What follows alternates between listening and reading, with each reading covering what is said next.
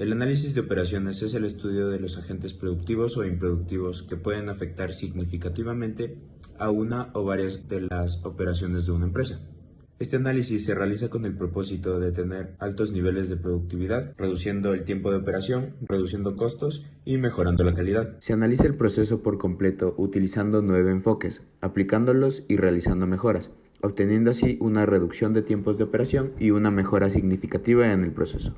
En esta oportunidad se realizará un análisis del proceso de la producción de la cerveza artesanal de la empresa Páramo Brewhouse, ubicada en Puembo, una parroquia rural cerca del Distrito Metropolitano de Quito, la capital del Ecuador. Para producir una cerveza artesanal que cumpla con todos los requisitos para su consumo, se debe obtener un envase preciso para este tipo de bebidas alcohólicas. De esta forma se entrega un producto de calidad y estético que representa la marca. La botella debe estar hecha del vidrio de tipo sodo-cálcico, que ayuda a la mejor conservación del aroma y además es un material higiénico y práctico para la limpieza y esterilización. El envase no debe ser de más de 330 mililitros, ya que es un formato pequeño. Este ayuda a desafiar a las altas temperaturas. Además, es un tamaño perfecto para ofrecer al público. Se puede utilizar para cervezas con alto contenido de alcohol por volumen. El formato de cuello largo transmite un fuerte y moderno diseño. Sin duda, se trata de una forma de botella de cerveza amistosa y familiar, aunque la forma de cuello largo es una apuesta segura que aumenta el valor y reconocimiento. Enfoque número 3. Tolerancias y especificaciones. La cerveza artesanal se elabora a partir de ingredientes totalmente naturales que no llevan aditivos artificiales ni conservantes, simplemente agua, levadura, maltas y lúpulos. En cambio, la cerveza industrial se pasteuriza y contiene conservantes. Las especificaciones técnicas: existe el código del producto, la capacidad de 300 mililitros, la capacidad hasta el borde de 300 mililitros, la altura 214 mililitros. La botella presenta una forma cilíndrica, no contiene una protección de etiqueta, no es un envase retornable y el peso de tan solo la botella sería de 228,26 gramos. El número del molde establecido, el que se va a usar, es el código GB 00053. Enfoque 4. Materiales. Dentro del cuarto enfoque encontramos los materiales, los cuales constan dentro del proceso de elaboración de cerveza. Como primer material encontramos la malta macerada, la cual es primordial dentro de la elaboración de la cerveza. Otro material utilizado dentro de la elaboración de la cerveza es la levadura. Dentro de la levadura podemos ver dos tipos que son los más utilizados dentro del proceso de elaboración. Dentro de estas están la levadura lager y la levadura ale. Por último, dentro de este proceso de elaboración de cerveza, también necesitamos una cuba filtro.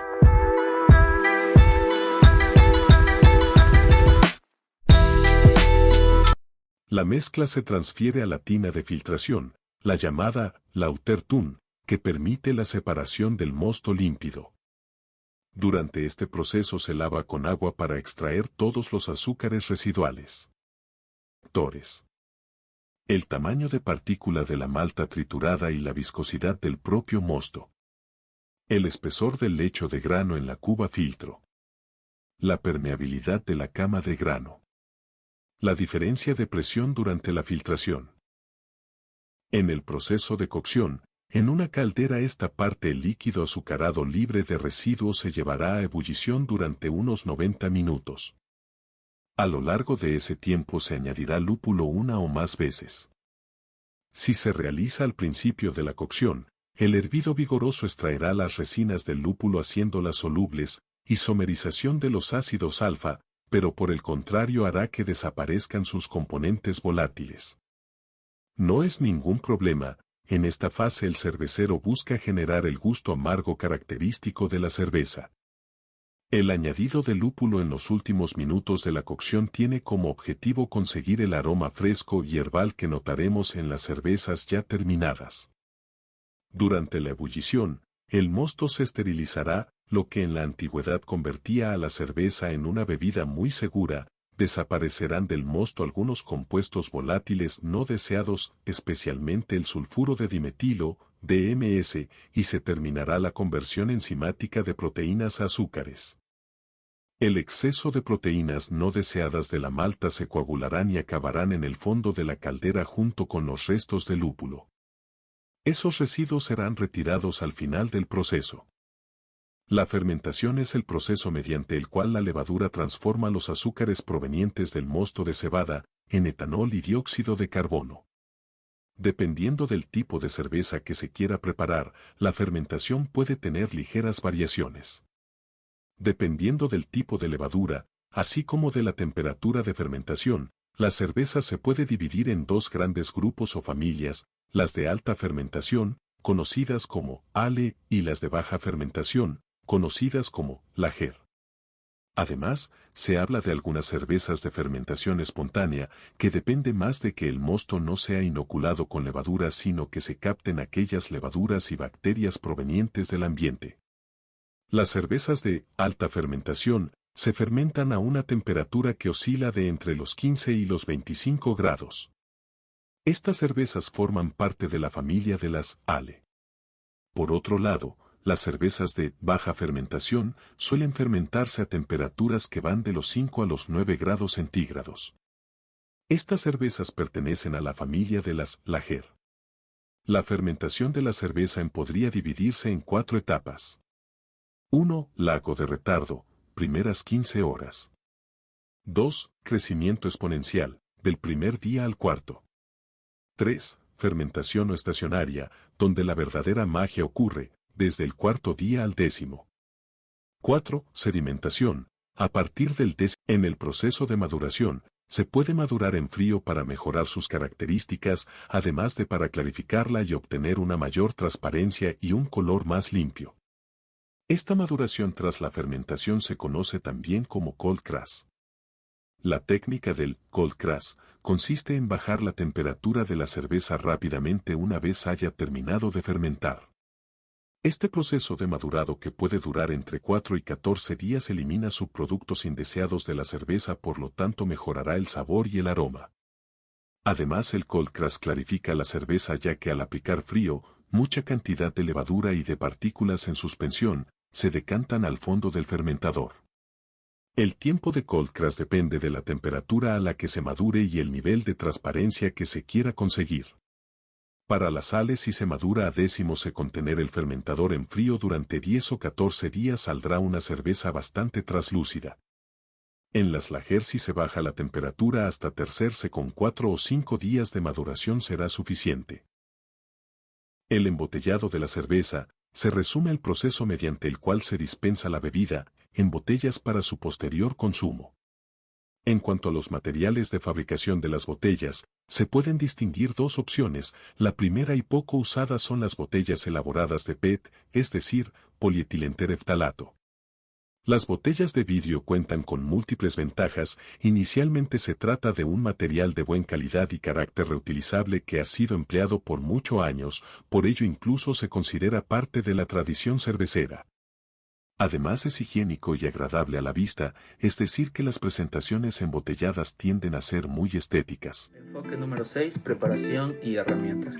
El producto para embotellar deberá ser la cerveza filtrada sin turbiedad en un ángulo máximo de 90 grados con un flujo continuo sin interrupciones durante la duración del lote a producir, entre 2 a 4 horas aproximadamente.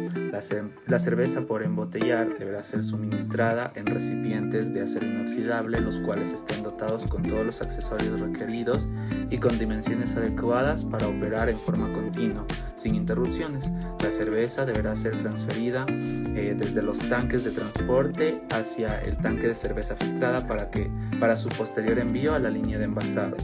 El volumen debe cumplir con los valores de lote mínimo de cada línea de envasado y el empaque primario deberá tener las dimensiones de diámetro, altura, forma y peso mencionados en el enfoque número 3. El empaque será cerrado durante el proceso con las respectivas tapas coronas diseñadas con la calidad, el espesor, el peso y las dimensiones estandarizadas, y el producto terminado será entregado en forma de paletas apilables y serán almacenadas durante las 4 horas siguientes al término del lote procesado. Enfoque 7. Condiciones de trabajo. Aquí observaremos las condiciones en las que trabaja la fábrica de la elaboración de cerveza Páramo Brauhaus. Dentro del enfoque 7 tenemos las condiciones de trabajo, lo cual es un apartado muy importante dentro de una organización. Dentro de la empresa Páramo Brauhaus se pudo observar que cuenta con espacios amplios, tanto para el manejo de la maquinaria como para el paso de las personas que hacen el manejo de maquinarias. Asimismo, se observó que las personas cuentan con los implementos necesarios para el manejo de la materia prima y de las máquinas. De otra forma, también podemos ver que un apartado importante con el que cuenta la empresa Páramo Brauhaus es las señaléticas que lleva dentro de la fábrica. Así, de esta forma, ningún empleado se podrá confundir y todas las personas que sean externas al departamento de producción podrán guiarse dentro de la fábrica.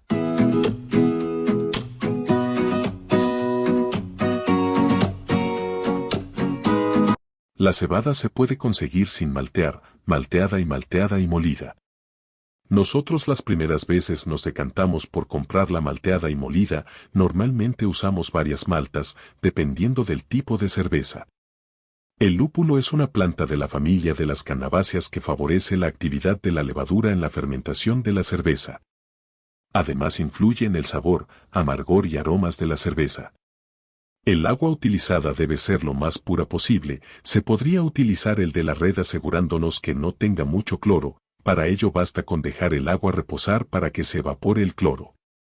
La levadura es un microorganismo comestible que consume los azúcares del mosto de la cerveza convirtiéndolos en alcohol y dióxido de carbono. El densímetro es el instrumento de medición que utilizaremos para determinar la densidad de la cerveza durante todo el proceso. El termómetro es instrumento de medición que utilizaremos para determinar la temperatura de los fluidos a lo largo del proceso.